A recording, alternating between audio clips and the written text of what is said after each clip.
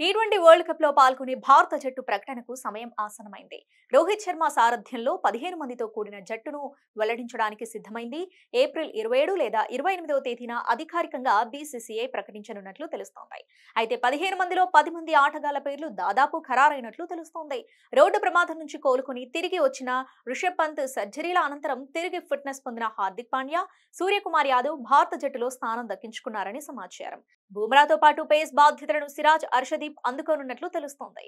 జాతీయ మీడియా కథనాల ప్రకారం రోహిత్ శర్మ, విరాట్ కోహ్లీ, సూర్యకుమార్ యాదవ్, రిషబ్ పంత్, హార్దిక్ పాండ్యా, రవీంద్ర జడేజా, కుల్దీప్ యాదవ్, బూమ్రా, అర్షదీప్ సింగ్, మహమ్మద్ సిరాజ్ ప్రపంచ కప్ జట్టులో ఎంపికయ్యారు. మిగిలిన 5 స్థానాల ఎంపిక కోసం సెలెక్టర్లు చర్యలు మొదలుపెట్టారు.